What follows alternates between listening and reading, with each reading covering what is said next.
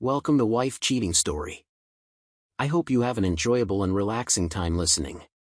Let's get started. Snow tumbled gently onto the welcome mat as I shifted my weight from one foot to the other, the gifts and casserole warming my gloves more with hope than heat. Christmas Eve had always felt like reclaiming home, the glow of porch lights guiding me to Noelle's arms after 2 weeks of hospital corridors and red-eye flights. I'd promised I'd be here, despite the double shifts that kept me tethered to the operating room, despite every late-night pager that begged me to stay. Now, beneath the pale halo of the porch lamp, I braced myself for the laughter and warmth I'd missed. I lifted my hand and knocked once, soft but firm. The door cracked open, and there she was, Diane, my mother-in-law, though tonight she looked as alien as any stranger. Her gray hair caught the light, haloed and precise, her expression measured and cold. Recognition flickered in her eyes, then dullness settled in its place. I offered a wordless smile, the casserole cradled like an offering, the gifts stacked in my arms like unspoken promises. But before I could speak, she said, "Sorry, I think you have the wrong house," each syllable brittle, as if carved from ice. And with that, she closed the door, no hesitation, no apology, leaving me blinking against the sudden hush. I stood there, frozen. My name adorned the mortgage, my ring threaded through Noelle's finger, yet none of that mattered. The welcome mat at my feet, embroidered in cheerful green, lay blanketed in fresh snow, its message buried beneath cold indifference. I inhaled, breath pluming like a warning, but my chest felt clogged. The sprawling house behind me, windows dark and uninviting, had been ours. Tonight, it repelled me. My phone buzzed in my pocket, a frantic insistence I wasn't ready to answer. I swallowed and slipped my hands into my pockets, fingertips brushing the edges of the casserole lid. Memories flooded. Noelle's laugh tinkling around our tree, the scent of cinnamon and pine as she pressed her glove into my palm, the gentle way she'd slice a piece of lasagna for me after a long shift. Those moments felt as distant as a dream. Another buzz, Noelle's name flickering on the screen. My pulse hammered. I stepped back, away from the door, and accepted the call. "Noelle," I said, voice rough. "Don't be upset," she began, calm as Christmas music. "But you know we couldn't let you in." Couldn't. That choice of word tore at me. I pictured her leaning against the kitchen counter, ring catching the under-cabinet lights, Diane beside her, arms folded. I said nothing, letting the syllables land heavy between us. "Understood," I finally replied. The word felt hollow. Click. She hung up, and I breathed out, shoulders sagging. The silence, the cold, pressed in. The gifts and casserole grew heavy in my hands, as though weighted by every word unsaid. I tried the handle. Locked. My name on the deed wouldn't unlock more than resentment. A surge of guilt pricked me. Had I been absent too long? Had work consumed me so wholly that my own family forgot my face? I closed my eyes, bracing against the wind that swirled snowflakes into my collar. The street was empty, street lights pooling in icy circles. Across the way, another porch glowed with garlands and wreaths, families gathered inside. My home should have been that house. But tonight, I was the outsider. I pocketed my phone and lowered my head, letting the weight of rejection settle over me like snowfall. I shifted my arms, balancing the casserole against my hip and letting the gifts drop to one hand. They were gestures of love, now orphaned on the porch. I took a step backward, then another, tracing the path to my car. Each crunch of snow under my boots sounded like a fractured promise. My breath curtained in front of me, the only sign of life in the fading night. I glanced once at the door, at the wreath, at the welcome mat I had imagined greeting me. The light inside pulsed softly, perhaps a Christmas tree, perhaps conjured hope. I exhaled, letting my breath drift toward the sky. The house behind me shrank in the glow of the porch lamp.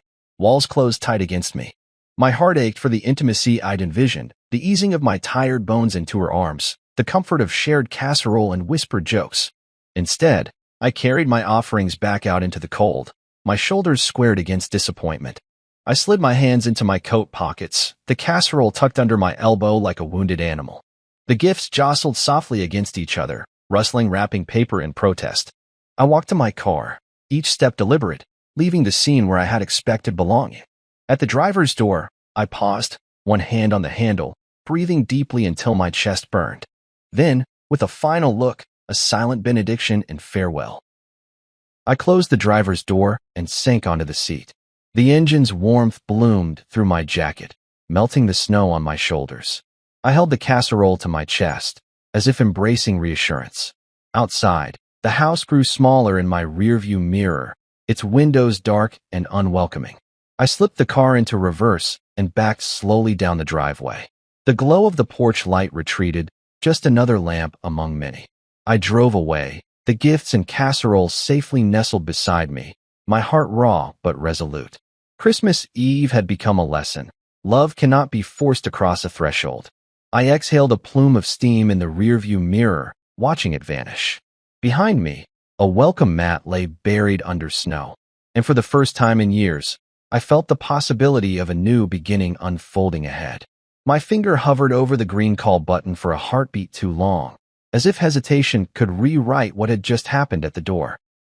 The ringtone sang through my glove-clad hand, louder than the snare of betrayal in my chest. When Noelle's name flickered on the screen, I braced for hurt or relief, never this casual certainty. "Don't be upset," she said, as though I were a ruffled guest rather than the husband she'd just locked out. The words landed like stones. My breath caught. Outside, the wind drifted reeds on neighboring porches and carried the scent of pine from decorated evergreens. I'd imagined her voice warm, apologetic, maybe a tremor of guilt. Instead, there was an easy distance, the crisp edge of entitlement. "But you know we couldn't let you in." Couldn't. The word ricocheted in my mind. I heard its echo against every memory of Christmas mornings past. "Couldn't," she repeated, as if rehearsing the truth she wanted me to accept. I didn't interrupt. I folded my gloved fingers around the phone, as though its solidity would anchor me. "Understood," I said, choosing calm over chaos. My tone was soft, weary, soothing myself more than her. She, Noelle, paused, presumably satisfied, and I pictured her turning away, leaving me dangling on the line. But she forgot to hang up. I heard her inhale, smelled the faint waft of vanilla soap from the bathroom, where she'd applied lotion an hour earlier. Then laughter, bright, brittle, distinctly Diane's. My mother-in-law's voice, too, chiming in with muffled mirth. "He still thinks helping with rent means he's automatically included," Noelle said, laughter skipping across her words like a toy on ice. "Isn't it sweet?" Diane's voice followed, soft with mocking pride. "He's been useful, but he doesn't belong here." The laughter crested, and I felt my pulse spike. The cuff of my coat pinched at my wrist as I clenched my fist. I closed my eyes, picturing them together in the foyer. Noelle, arms folded, leaning against the banister. Diane, head tilted back, eyes sparkling with condescension. A panorama of ease and exclusion. That hollow welcome sign they'd hung inside mocked me, as if Christmas itself could be tailored to omit one name. A shiver traveled down my spine, but it wasn't the cold. I wanted to shout, to demand, to reclaim my place. I wanted to remind them, "I'm your husband. I paid. I love." But my voice lodged in my throat, stifled by raw disbelief. Instead, I exhaled a slow, shuddering breath.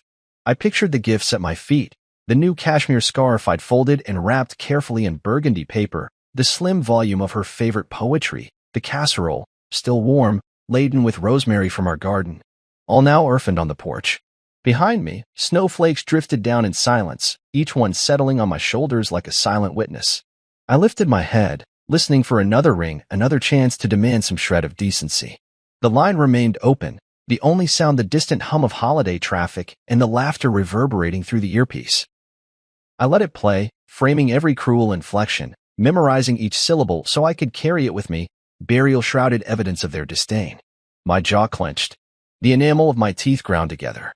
Memories flickered like a broken film reel. The first Christmas we spent together in that living room, her hand finding mine as we danced to carols, her smile when I pressed a kiss to her temple, promising forever. Those images battered me with a single truth. They were not just shutting me out of a party. They were erasing every moment we had built. I shifted my weight, feeling the heel of my boot sink into the snowbank. My phone buzzed, startled by movement. I flipped it shut and stuffed it in my coat pocket, letting the porch light dapple my breath-white plume as I exhaled. I stood there, gifts and casserole in hand, caught between disbelief and the jolt of clarity that follows betrayal. The sound of their laughter faded into a low ache, settling around my heart. Then I did something I almost hadn't dared consider. I spoke. Not to Noelle, but to the empty night. "This stops now." My voice was low but firm, freighted with a conviction I'd not known I possessed. If they thought cutting me out this Christmas would sever our bond, they were wrong. If they believed they could reduce me to a bank account, a utility check, a convenience. They underestimated the weight I carried inside. I lifted the casserole toward the sky, as if offering it to the stars for safekeeping.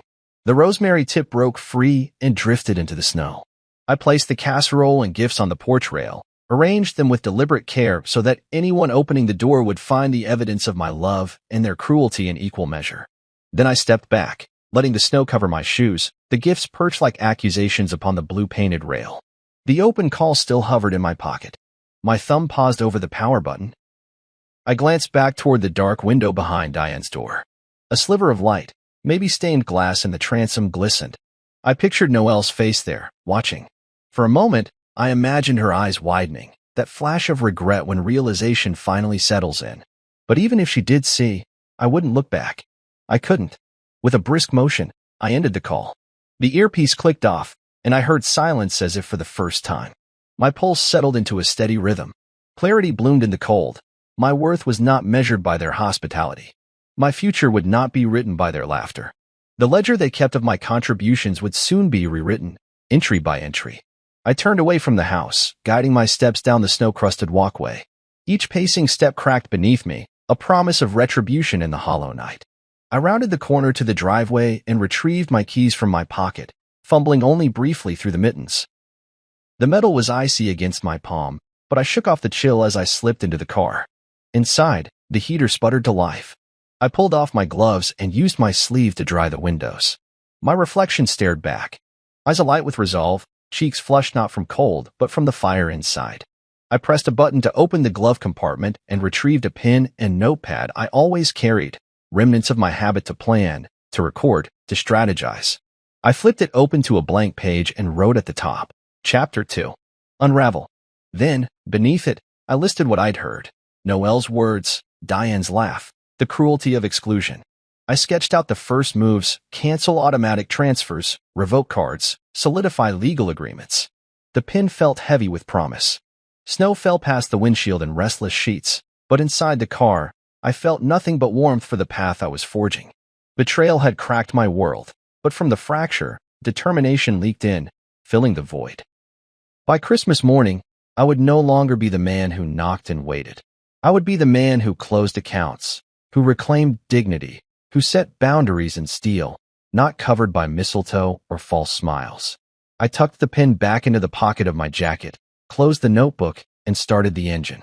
The tires churned through the snow, propelling me forward, away from laughter and exclusion, toward a future of my own making. Christmas Eve dissolved behind me, along with the idea that love could be dictated by doors or dinner tables. In its place rose a new resolve. Never again would I be counted only when convenient. This chapter was just beginning. I sank onto the edge of the hotel desk chair, the late-night glow of the lobby light filtering through the curtains and pooling on my laptop's silver shell. The room smelled faintly of mint from the complimentary soaps, but my focus was elsewhere, on the raw ledger of everything I'd given. My fingers hovered above the keyboard for a moment, as if hesitant to unleash years of generosity into cold, hard numbers. Then I clicked open the spreadsheet I'd started days ago and watched the columns light up. Dates, descriptions, amounts. Every entry was a confession of my own hope, a chronicle of the invisible toll that love had exacted. I leaned forward, elbows braced against the desk, and began to scroll. January of last year, mortgage payment, half share, $1,250. February, utilities, electric and gas, $220. March, grocery reimbursement, $300. The numbers marched steadily downward, a funeral procession of my contributions. My breath hitched when I saw the entry for April, bonus forwarded for emergency roof repair, $5,000. I closed my eyes, picturing Diane's voice on the phone. "We're so grateful, darling," and Noelle's gentle squeeze of my hand. Gratitude had felt like warmth, but in hindsight it was the ignition for a furnace of entitlement I couldn't afford. I minimized the spreadsheet and opened my banking app, each tap deliberate. First, I navigated to the auto transfer section. The monthly rent payment, set to leave my account on the first of every month, glowed in the list. My thumb hovered over the cancel button. I imagined the flinch on Noelle's face when she logged in and saw the transfer had failed. I tapped confirm, and a small notification popped up. "Your request is being processed." My pulse quickened. This was more than money. It was a statement. I closed that tab and clicked over to the supplementary cards I'd issued. 2 virtual cards under Noelle's name, 1 under Diane's. I revoked each with the same resolve. No more unlimited grocery budgets. No more unmonitored spending. Their convenience would expire tonight. Across the room, my phone buzzed with a delayed group text from Perry, Diane's cousin. I ignored it. If they were desperate enough to text now, it was only because the funds had dried up. My heart felt strangely light, as though a weight I hadn't realized was crushing me had lifted. I returned to the spreadsheet and scrolled to the lower half, where I'd painstakingly added every small stipend, gas money for her commute, thank you checks after birthdays, just because transfers when I'd been away. I'd thought each gesture would knit me closer to the family I loved. Instead, they'd built a dependency they weaponized. My phone vibrated again, this time an email notification, landlord payment plan amendment. I tapped it open and read the brief note from Diane's brother.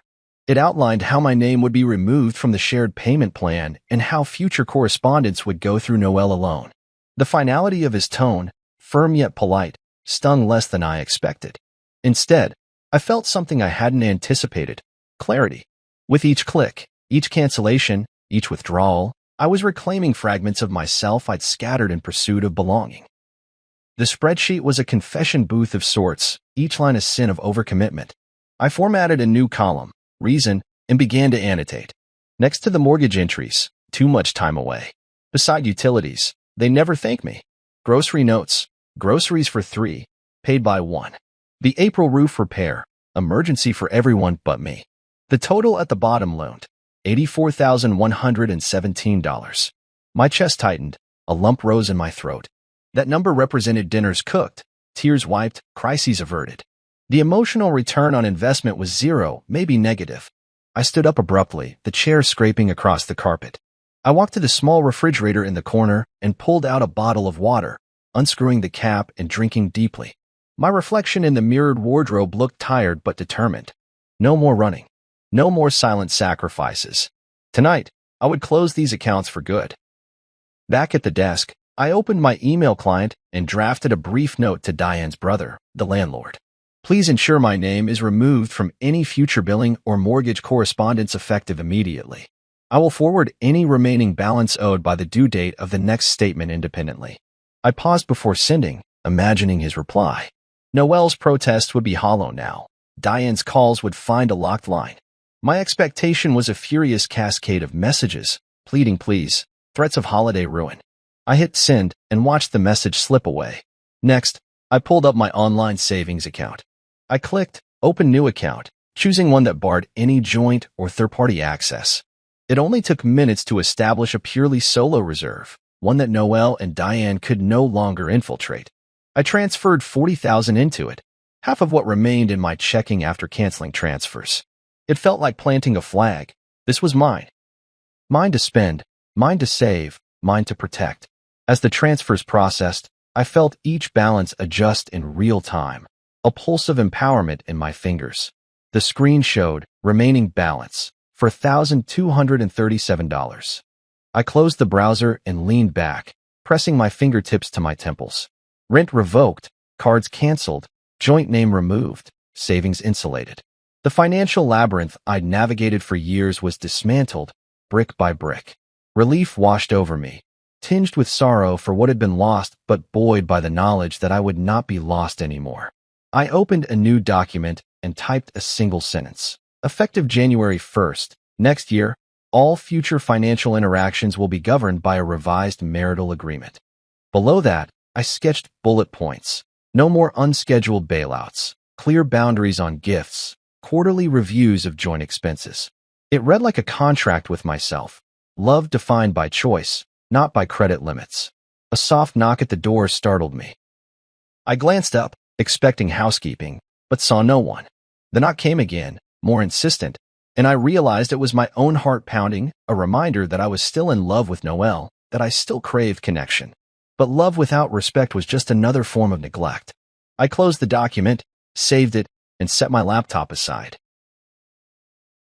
The hotel clock glowed. 3:14 a.m. Snow dusted the window ledge outside, each flake reflected in the street lamp below. I rose and walked to the window, staring at the silent world. In the distance, a lone car navigated the slick roads, its headlights carving a path of gold through white. I thought of the ledger, the cancellations, the new savings, like snow drifting over my history, covering old patterns with fresh possibility. I turned away from the window, shoulders straight. Tomorrow, I would begin to live by the terms I'd set tonight. Every dollar would reflect intention, every sacrifice an act of love for myself. I pocketed my phone and slipped off my shoes, leaving them by the door. Under the covers of the bed, I curled into the warmth and closed my eyes. The hush of midnight enveloped me like a promise that I could rebuild from loss, that boundaries forged in truth would protect my heart. In the quiet, I whispered to the dark, I've reclaimed my ledger. Now I reclaim myself. And for the first time in years, I slept knowing I was no longer an entry in someone else's account but the author of my own. The clock on my phone glowed 2:14 a.m. as I slipped from the bed and pattered across the hardwood floor in my apartment, every step a trembling echo of the decision I'd made by the porch light. The city outside my window lay quiet beneath a powdery blanket of snow, street lamps casting halos on empty sidewalks while I stood before my desk, laptop open and cursor blinking expectantly. My heart pounded with a mixture of adrenaline and something closer to fear, but the tremor in my hand steadied when I reminded myself this was necessary. My relationship with Noelle and Diane had been built on invisible contracts of money and obligation. Tonight, I was about to rewrite the terms. I clicked my banking app on the screen and watched the list of recurring transfers scroll into view. There it was, in cold type. Monthly rent transfer, December 1st. Set to pull $1,250 from my account and deliver it to the joint mortgage each month. My thumb hovered over the cancel schedule button as though hesitant to sever a lifeline, even though it had become nothing more than a shackle. I pictured Noelle's surprised expression when she checked her balance and saw the rent missing, the wave of panic that chased the realization. I pressed confirm. A notification popped up. Your automatic transfer has been canceled. I exhaled a breath I didn't know I'd been holding. Next came the supplementary cards I'd issued, 2 virtual Visa cards bearing Noelle's name and 1 embossed with Diane's. They had been tokens of trust, keys to a shared life that had steadily eroded my sense of belonging. One by one, I navigated to the card management page and clicked Revoke Access for each. Card ending in 4823, access revoked. Card ending in 7195, access revoked. Card ending in 3041, access revoked. The words felt sharp in my mind, like scalpels excising pieces of my generosity. I closed my eyes, imagining Noelle at her holiday dinner, searching for her grocery card and finding only a message, card no longer active. The imagined shock brought a grim satisfaction.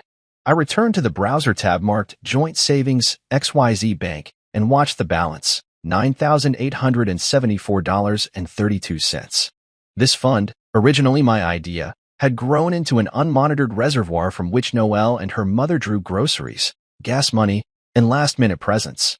My name on the account had meant nothing when they needed cash. Now, it would mean everything when it disappeared. I clicked Transfer Funds, selecting my new personal savings account, one I'd opened earlier that night with the bank's minimalist terms. No joint access permitted. I typed in the amount, $4,937.16, exactly half of the joint savings. The confirmation window asked me to agree to separate our financial interests. I tapped the checkbox and watched as the digital ledger shifted. $4,937.16 transferred successfully. Remaining balance, $4,937.16. I closed the tab, feeling the tide turn within me. My chest tightened as I opened my email client and began drafting a message to the landlord, Diane's brother, and my ostensible friend. The subject line read simply, Request to amend payment plan and mortgage agreement. In the body, I wrote, Effective immediately, please remove my name from any future mortgage or rent payment plans associated with property address. Kindly direct future billing and correspondence solely to Noelle, last name. I will settle any remaining obligations individually and appreciate confirmation at your earliest convenience. I hesitated before hitting send, picturing his eyebrows rising when he read my words. Then I clicked send, the message slipping into cyberspace like a final nail in the coffin of our shared obligations. The phone in my hand buzzed with the sent mail notification as I slid it across the desk. My heart felt lighter, yet an echo of guilt throbbed beneath the relief. Was I cold to cut off the financial lifeline at Christmas? The rational part of me bristled at the question. They had weaponized my generosity without gratitude. Still, the smallest ache persisted, a reminder that I once loved them. I shook my head, dispelling the tremor, and stood to stretch my legs. The silence in the apartment wrapped around me, comforting and strange, as though I were breathing alone for the first time. I reached for my phone again and dialed my lawyer's direct line. The ring sounded too loud in the hush of the night. When she answered, her voice sleep-tinged but professional, I said, "It's done. The rent transfers canceled, cards revoked, savings transferred, and I emailed the landlord. Now prepare the amendment to our marital agreement." Effective immediately, no joint accounts, no automatic transfers, and clear boundaries on future financial responsibilities. Send me a draft by tomorrow afternoon. There was a brief pause on the line. "Understood," she replied. "I'll have it ready." I thanked her and ended the call, a decisive click resonating in the stillness. Standing at the window, I watched the snow fall in lazy spirals across the black sky. I thought about tomorrow, when Noelle would discover the emptiness of her accounts, when Diane would ring my phone in panic. I imagined the apologies dipped in arrogance, pleased to restore the comforts I'd removed. But no matter how they came, the power had shifted. For the first time in months, I felt a clear sense of control over my own life. The walls of debt and obligation that had towered around me were crumbling under the weight of my resolve. I turned away from the window and surveyed the small stack of tax documents and financial statements I'd printed earlier. Spreadsheets with my new savings plan highlighted, notes on revised tax filings, a draft agenda for negotiating the amended marital contract. All of it was proof that I was no longer a passive provider, but an active participant in shaping my future. I picked up the stack, tucked it under my arm, and walked to the bedroom, where my suitcase lay half-packed from my aborted Christmas return. With deliberate care, I zipped it open and transferred the documents inside, alongside a folder labeled Legal. Sliding back into bed, I lay beneath the covers, the adrenaline ebbing into a steady warmth. My phone lay on the nightstand, muted. Outside, the snow continued to fall, each flake a reminder that winter's grip was temporary and necessary for renewal. I closed my eyes and felt my heartbeat slow, the tension in my shoulders melting into the mattress. No more silent sacrifices. No more arrangements made at the expense of my self-worth. Tonight, I had reclaimed my agency in dollars and decisions. As sleep settled in around me, I repeated the promise that had crystallized in every click, every email, every heart pound. From now on, my love would never be conditional on money. The ledger of debt was closed, the rent transfer revoked. I drifted into dreams unburdened, buoyed by the knowledge that tomorrow, when December dawned, I would step into a life defined by choice, not convenience. And that certainty was worth more than any amount of money I had once spent. I woke to the persistent buzz of my phone rattling against the nightstand, the kind of noise that feels like an alarm bell in your chest. My eyes blinked open to darkness, the only light a soft glow from the screen showing 61 missed calls and 27 voicemails. My heart thudded against my ribs as I fumbled for the handset, each vibration more insistent than the last. I didn't need to listen to the messages to know who they were from. Noelle, Diane, Perry. Voices I used to love, now calling in panic. My pulse spiked as I stared at the litany of red icons, each a demand for help I would no longer provide. I sat up and rubbed my eyes, the fabric of the sheets cool against my skin. Outside, the street lamp cast a pale halo through the curtains, painting dappled patterns on the floor. For a moment I hesitated, thumb hovering above the call log, reluctant to press delete. But I had promised myself this holiday would be different, that I would no longer bail them out when their crises popped up like uninvited guests. As I stared at the blinking alerts, I felt a surge of something raw and electric. Freedom. I rose and padded across the room, the carpet soft underfoot, and threw open the curtains to reveal a world hushed under fresh snow. The trees wore heavy coats of white, and the street was empty save for a few tire tracks glinting in the lamplight. I breathed deeply, the cold air stinging my lungs and clearing the fog from my mind. Today, I would claim space for myself, space that had long been suffocated by their expectations. I returned to the nightstand and held the phone in both hands. I tapped voicemails and listened to the first message. Noelle's voice, breathless. "Please answer. This is an emergency." Mom's billing statement came back, and it didn't go through. The rent, the line cut off. I flipped to the second voicemail, Diane's trembling panic. I don't know what happened. You can't do this on Christmas Eve. Their urgency was palpable, almost desperate, but it stirred only a detached curiosity in me. The third message was Perry, frantic and pleading, but the words blurred into white noise. I set the phone down without replying. I could almost feel their confusion, their disbelief that I would let them scramble without a lifeline. In the past, I would have been on the first flight, the instant online purchase, the last-minute wire transfer. But this time, I remained still. I let the silence stretch, savoring how strange it felt to have my worth measured by something other than my bank account balance. I swiped through the text messages. Please reverse the cancellation. You can't leave us hanging. Make it right. Each swipe was a reminder of the iron grip they'd held on my time and resources. But now the grip was loosened. I unlocked my phone and opened the banking app.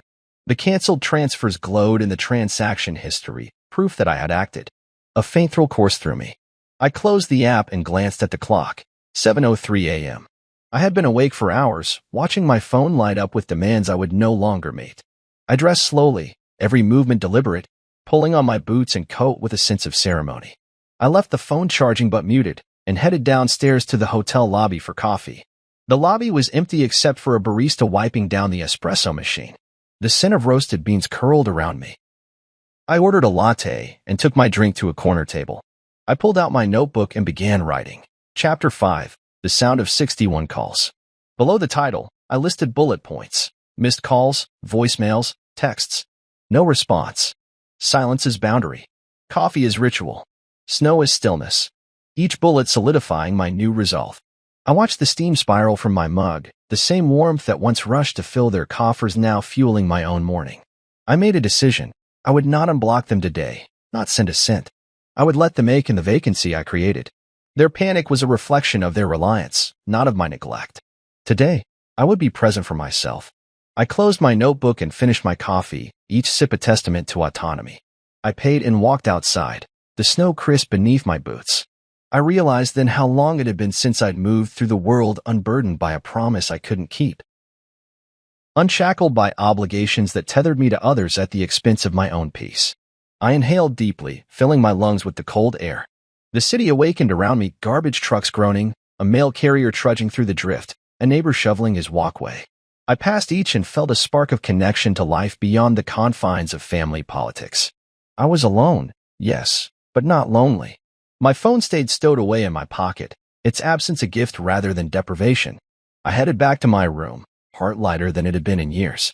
I made a mental note to call my lawyer later to confirm the marital amendment and to draft a letter summarizing every canceled obligation.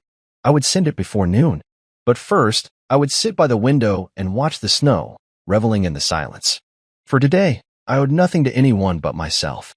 The rest of the morning passed in measured steps. I drafted an email to my sister, updating her on my budget.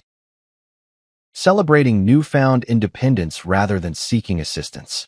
I scheduled a yoga class and a hike at the nearby trails. Each entry felt like reclaiming territory. By mid-morning, I realized the calls and texts were still piling up, unanswered and irrelevant. I smiled at the thought that boundaries, once drawn, could never be erased. This holiday, I was my guest and host, free at last. Apologies dipped in arrogance.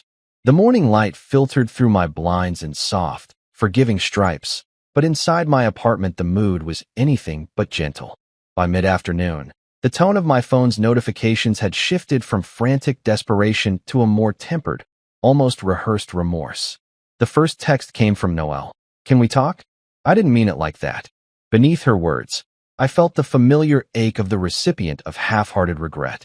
I imagined her pacing the foyer of our old house, rehearsing an apology she believed would undo her cruelty. I didn't reply. Instead, I let the message nestle among the others, its plaintive punctuation as hollow as her sentiments. Diane's text arrived not seconds later. You overreacted. Your family, just not tonight. She tried to sugarcoat it with the ellipsis, an invitation to fill the gap with her intended sincerity. I pictured her sitting at the kitchen table, polished china before her, the morning sun glinting off her wedding ring. The promise of family lounged behind her smile like an empty chair. My finger hovered over the screen, but I refused to extend the courtesy of deletion or response.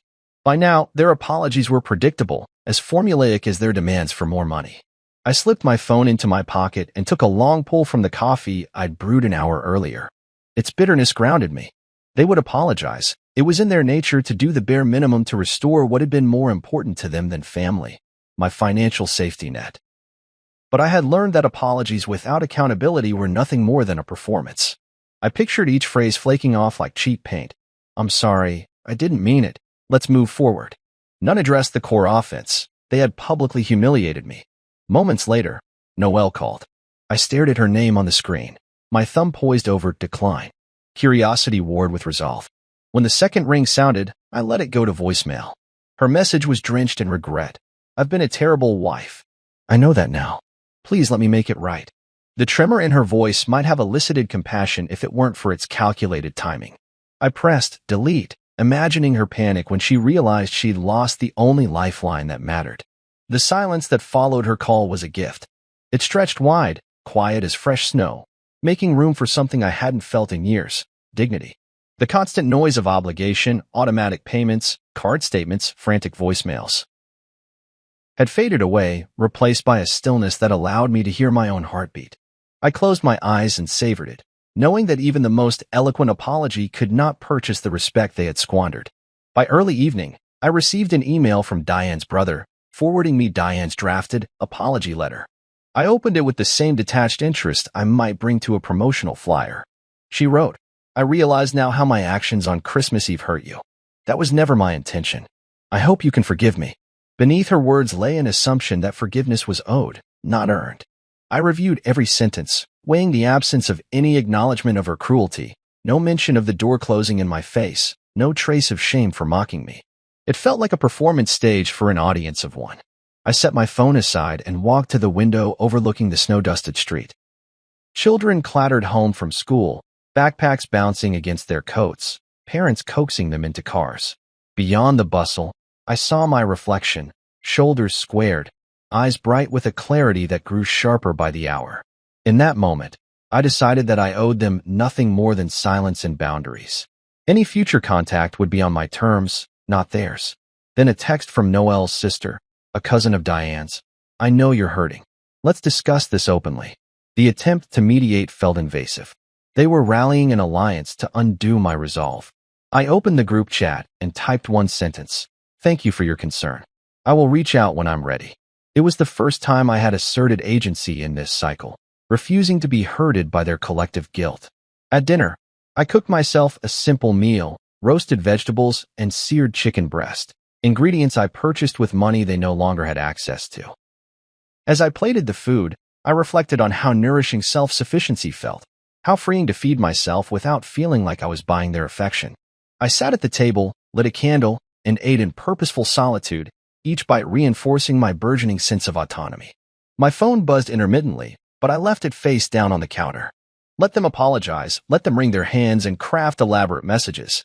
I would not be lured back into a relationship where love was measured in ledgers and conditional on my compliance. Real love required respect, and respect could not be begged. It had to be mutual. As night settled, I drafted an email to my lawyer summarizing the day's events and reiterating the need for clear legal boundaries. No joint accounts, no shared credit cards, definitive clauses on holiday arrangements. I copied only my lawyer, ensuring that any future negotiations occurred under professional guidance. The act of formalizing our separation of finances felt both grim and necessary, like signing a pact to protect my peace. Later, I returned to my living room and sank into the couch, the weight of the day's decisions lulling me into a calm I hadn't known since that Christmas Eve at the door. My phone lay silent, its notifications muted but stored, apologies dipped in arrogance, a dossier of regret that would continue to trickle in. I closed my eyes and let the quiet surround me. No more frantic calls, no more manipulative apologies. Tonight, I reclaimed the narrative, proving that genuine remorse required more than words. It demanded change. Tomorrow, I would move forward with the legal revisions and draft new guidelines for any future contact. But tonight, I allowed myself to simply be. In the stillness, I understood that apologies without transformation were as empty as the welcome they once denied me. And I was done arranging forgiveness for those who had never treated me as an equal. I exhaled slowly, the candle flickering in the darkness, marking the boundary between their world and mine. and for the first time in a long time, I felt at home. A home that was never mine. I started the car and eased it onto the street, tires crunching softly on snow-packed asphalt. The glow of the porch light lingered behind me like a fading dream, but I didn't look back. Instead, I navigated the quiet neighborhood, past neatly trimmed evergreens and wreaths hung on doors I was now a stranger to. Even though my name was etched on the deed, the house felt foreign, as if it belonged to someone else entirely. I realized, with a cold certainty, that what I had once called home had never been mine. It had only ever been convenient. My breath fogged the windshield in ragged puffs as I drove past the curb where I used to park, where I unloaded casseroles and gifts beneath strands of twinkling lights. I remembered the warm rush of stepping through the door, hearing Noelle call my name, feeling Diane's embrace, even if it had always felt calculated, like a handshake performed for appearances. Tonight, that same house loomed empty, windows dark, its welcome only an illusion. The welcome mat I had bought last fall lay buried beneath fresh snow, its message obscured by cold indifference. I slowed at the end of the block and glanced in the rearview mirror. The house shrank in the distance, transformed from a sanctuary into a symbol of all I had sacrificed. Each sacrifice, I realized, had been a brick in a wall that enclosed me, isolating me from the man I wanted to be. I felt a pang of grief for the life I had envisioned, a life of shared morning coffees, of laughter echoing down the hall, of family dinners warmed by love rather than ledgers. That vision, like the snow on the welcome mat, had melted away under the harsh light of their selfishness. A chill settled in my bones, but inside me, a different fire flickered, one of resolve. I drove toward the highway, the street lights blurring past my periphery as I shifted into a higher gear. My apartment awaited me, a space I had reclaimed and reshaped according to my needs, not theirs. No lease obligations shared with a family who saw me only as their financial fixture. No more unspoken expectations that my generosity would salve every inconvenience.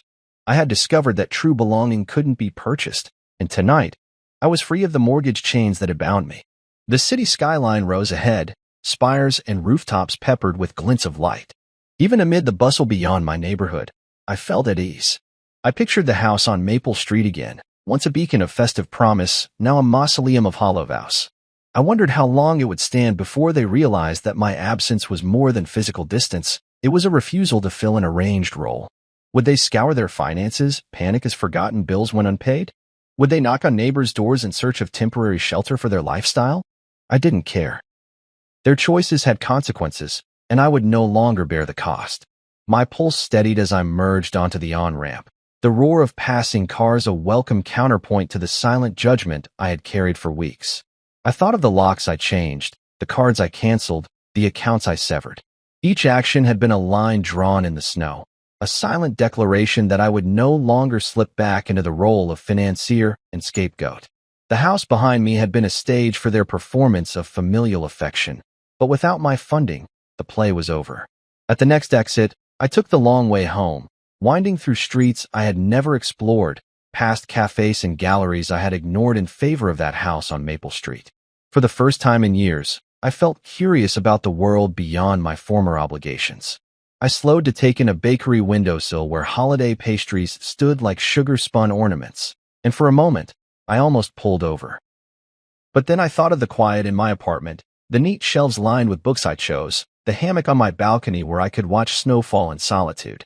That was the place I belonged now, a home built on self-respect, not unconditional invitations. I turned onto my street and felt a flush of warmth seeing my own front door lit by a simple porch lamp, its glow modest but genuine. I parked and climbed out, snow crunching underfoot. In my hand, I carried nothing but a single bag of groceries for myself, ingredients for a simple meal, not a banquet for ungrateful guests. I walked up the steps, unlocked the door, and stepped inside. The warmth embraced me immediately, the scent of my favorite candle, the soft hum of my record player in the other room, the absence of expectation. Inside, I set the groceries on the counter and leaned my forehead against the cool surface. I closed my eyes and let the silence wash over me, tasting its sweetness. A home, I realized, was more than walls and a roof. It was the feeling of belonging, of being seen and valued for who you were, not for what you provided. I had lost the house on Maple Street, but I had gained something far more vital, a place where my presence mattered in ways no balance sheet could capture. As I unpacked bell peppers and onions, I thought about the future. Visits with friends who treated me like a person, not an ATM. Holiday dinners with laughter untainted by greed. Mornings waking to my own heartbeat rather than a chorus of demands. The ledger of lies and obligations lay buried, like the welcome mat once buried by snow. I picked up a yellow pepper and sliced it open, its crisp flesh echoing in the quiet space. With every chop, I felt the last fragments of that old life fall away. I lit the stove and let the oil sizzle, rosemary leaves I had grown in small pots on the windowsill perfuming the air. I stirred gently, savoring the control over my time and resources. The simple act of cooking for myself felt revolutionary, an affirmation of agency I had long denied. When the dish was ready, I plated it carefully and carried it to the table, pausing to admire the steam rising against the soft light. I sat and took my first bite, closing my eyes as the flavors bloomed. A sense of peace infused me, deeper than any holiday revelry could provide. The snow fell outside, blanketing the world in quiet possibility. I thought of that house on Maple Street one last time, felt a pang of sadness for the man I had been, generous to a fault, hungry for belonging in the wrong places. But that man was gone, replaced by someone who understood that a home isn't defined by ownership or appearances, but by authenticity and respect. I leaned back in my chair and looked around at the space I had forged. Photos of friends, art that moved me, a calendar with plans I'd made for myself. I realized that I had never truly been erased, as they believed. I had merely been waiting to claim my own key. And now, the locks had changed, and I held the only one that mattered. Reclaiming the ledger. I settled at my kitchen table, light from the single pendant lamp illuminating the neatly stacked bills and bank statements spread before me. The silence of my apartment felt luxurious, unbroken by incoming calls or demands. I opened my laptop and accessed the spreadsheet I'd started weeks ago, a detailed chronicle of every dollar I had poured into the lives of others. Each line, once a testament to my generosity, now served as a blueprint for restructuring my world. I took a deep breath and began. First, I created a new account at my credit union, one governed by my terms alone. With deliberate keystrokes, I set up an automatic transfer from my primary checking account, 20% of each paycheck, to this freedom fund. Watching the confirmation pop up, I felt a thrill I hadn't known since childhood. This was my money again, reserved for therapy sessions, weekend retreats, and emergency peace of mind. No one else could touch it. The account existed as a fortress around my autonomy. Next, I drafted an email to my financial advisor, outlining my new goals, build an emergency fund equivalent to 6 months' living expenses, diversify my investments, and set aside a travel allowance. I clicked send, knowing that in minutes a professional perspective would arrive, ready to fine-tune my plans. I remembered how I used to cringe at the idea of spending on myself rather than another's whims. Now, it felt righteous, an act of self-respect long overdue. I printed a fresh copy of my amended marital agreement, stamped with clauses that severed our joint accounts and defined clear protocols for holiday expenses. I placed it in a crisp envelope and labeled it Personal Records. In the past, legalese had felt distant, like a cage I never wanted to enter. Tonight, it stood as a shield, protecting my future from the erosion of blind generosity. The weight of that paper felt reassuring in my hands. My phone buzzed with a confirmation from the credit card company. My name had been officially removed from the joint account and any remaining balance transferred to Noelle alone. I smiled at the sudden emptiness of that notification, the final click severing years of unauthorized withdrawals. I closed my eyes and imagined the relief of walking through life unaccountable for someone else's spending.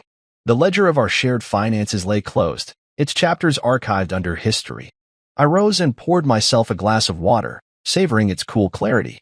I thought back to the cabin rental I booked for New Year's Eve, just me, a snowy wood stove, and a promise of solitude. The deposit had come from my newly fortified freedom fund. I pictured the pine-scented air, the hush of untouched snow, and the quiet that follows the removal of obligation. No calls, no texts, only the rhythm of my own thoughts echoing against wooden beams. Back at the table, I drafted a letter to Noelle, brief and factual. Please find enclosed the final personal balance statement, reflecting all transfers and settlements to date. Going forward, all financial correspondence will be handled via our respective legal representatives. I folded the paper, slid it into an envelope, and tucked it beside the amended agreement. I felt neither triumph nor bitterness, only a serene certainty that I had reclaimed the narrative of my life. I closed my laptop as the clock chimed 10. My apartment, once a way station between crises, now felt like home. I stood by the window and watched snowflakes drift past the streetlight, each one unique, falling only where it chose. Much like me, finally free to land exactly where I wanted. I exhaled, savoring the crisp air that entered with each thought of the future. The ledger of lies and obligations had been rewritten. Tonight, I reclaimed not just my finances, but the unspoken value of my own worth. I sat at my desk on New Year's Eve, the countdown to midnight echoing faintly from neighbors' parties through the thin walls of my apartment. Before me lay a PDF document I'd spent days compiling.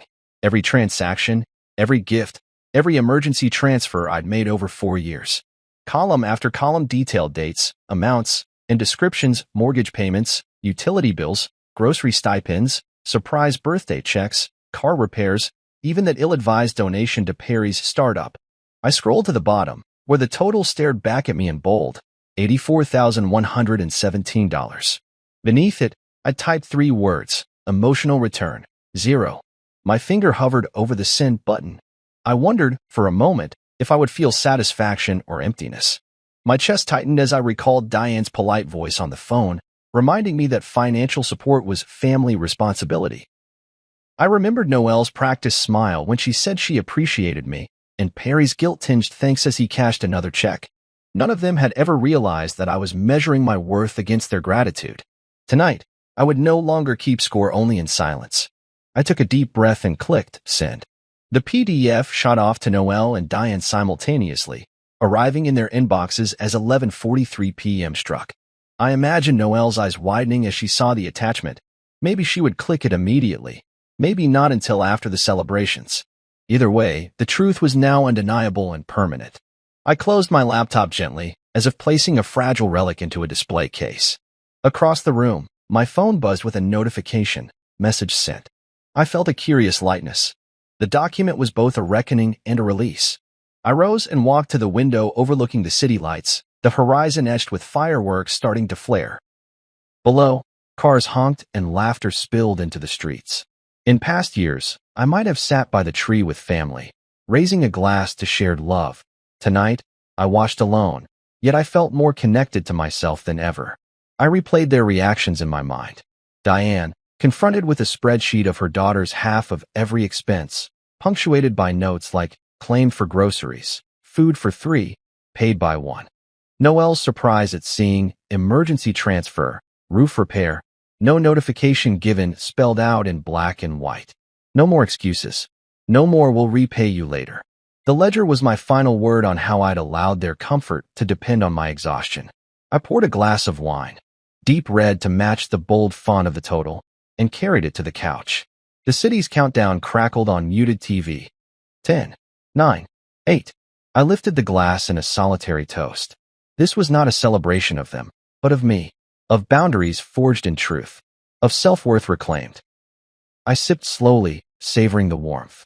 With every swallow, the weight of unspoken resentment The TV chimed away. 3, 2, 1, and fireworks painted the sky in bursts of sapphire and gold. I set the glass aside and allowed myself a smile. The noise outside was festive, but inside, a different kind of fireworks had ignited, the knowledge that I would no longer fund their indifference. I thought of the cabin waiting for me in January, a place of pine-scented snow and silence, prepaid from the Freedom Fund I'd seeded months ago. There, I would welcome the new year by restoring my own spirit. My phone buzzed again. An email response already? I didn't check it. Whatever they wrote in panic or apology would wait until morning. Tonight, I chose rest. I dimmed the lights and retrieved a soft blanket from the armchair. As I curled into its folds, the apartment felt less like a backdrop to others' dramas and more like the sanctuary I'd built through each calculated choice. Moments later, I heard the distant echo of champagne corks. They were toasting family, tradition, expectations I no longer lived by. I closed my eyes and let the hum of celebration wash over me without letting it in. This was my moment of stillness, a quiet declaration that my love and support would henceforth be given freely, not extorted by obligation. I lay back, the final receipt saved in my sent folder, a digital testament to my boundaries. The numbers no longer represented guilt. They marked the end of an era. As the fireworks faded into echoes, I whispered into the dark, "This is the last time I account for you." Then, with the weight of 4 years lifted, I let sleep claim me, dreaming of snow-covered trees and mornings unmarred by expectation, dreaming of a life finally my own. When I pulled into the parking lot after my afternoon workout, the winter sun hung low in the sky, casting long shadows across the asphalt.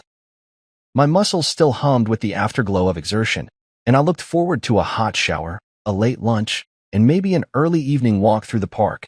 Instead, as I climbed the few concrete steps to my front door, I saw her, Noelle, curled against the cold brick of my stoop, her breath puffing clouds in the crisp air. The sight stabbed at me, her once vibrant coat, draped around her like a sad promise of warmth, the glimmer of tears in her eyes, reflecting pain rather than contrition. My heart still thumped, not with anger this time, but a cautious wariness. I froze a step away, suitcase of gym gear in hand. She looked up, eyes rimmed red, but no real apology crossed her lips. "I made a mistake," she said quietly, voice brimming with fatigue more than regret. We need your help." Her shoulders slumped, as though she bore the weight of her own pride's collapse. I slid the gym bag onto the ground and studied her closely. How fine lines had settled around her mouth, how she clutched her purse like a lifeline. I cleared my throat and placed a hand on the door handle. She looked at it, then at me, as if counting the hinges and wondering if they might bend back to welcome her. My mind raced through the ledger of her mistakes, each entry a scar I'd recorded. The locked door last Christmas, the mocking laughter, the revoked cards, the canceled transfers. I'd built walls, some legal, some emotional, but she still stood before me in limbo, seeking entry. A corner of my mouth curved in a slow, measured smile. It wasn't cruelty, it was ownership of my own story. "You said I wasn't included," I said softly, as though speaking across a chasm. "So now you're excluded, too." The words fell between us, gentle as snowflakes, but with the cold finality of steel. I watched her blink, confusion flickering into anguish. She scrambled forward, rising to her knees on the stoop. "Please," she whispered, voice cracking. "I can't do this alone. I don't know how to fix it." Her hands reached for mine, desperation thin as frost. I remained still. My pulse slowed as the adrenaline ebbed, replaced by the quiet certainty I'd fought so hard to reclaim. She had built her life on the assumption that I would always pay, always bail her out. Now, she was seeing the cost of that belief. I stepped back, pressing the door closed until its surface groaned in protest. The chain catch clicked into place, and she stepped closer, face pressed against the pale wood as if seeking warmth from its painted surface. I felt the weight of her gaze, heavy with unspoken revelations, that love, measured in dollars and deeds, was a brittle thing. When it dried up, all that remained was the stark skeleton of truth. "I'm sorry," she mouthed through the glass, tears tracing paths down her cheeks. But even then, the words felt inadequate, borrowed from a lexicon of regret she'd employed before. I exhaled, steady and deliberate, letting the air plume between us. The late afternoon light fell across her bowed head, illuminating the promise I had once believed, that she would see me as partner, not patron. I turned the deadbolt and felt its finality settle like snowdrift at my feet. "Goodbye, Noelle," I said, voice low. I didn't wait for her reply. I walked inside, closing the door with a firm push. The warmth of my apartment embraced me instantly, radiator hum, soft rug beneath my boots, familiar art on the walls. I let the key slip into the lock behind me, the mechanism sliding home with satisfying precision. She knocked once, then twice, muffled sounds drifting through the door. But I remained unmoved. The realization of my value had come too late. Once the locks had changed, the only path back was through a door they no longer had the key to. I stood in the hush of my living room, heart quiet, pulse calm. The betrayal had taught me the priceless lesson that some people only recognize your worth when you stop buying their comfort. I stripped off my damp jacket and hung it by the door, each movement unhurried. The steam from my earlier workout had long since cleared, replaced by a warm sense of belonging now defined on my own terms. From my gym bag, I retrieved a clean shirt and slipped it on, an ordinary act, but one heavy with significance.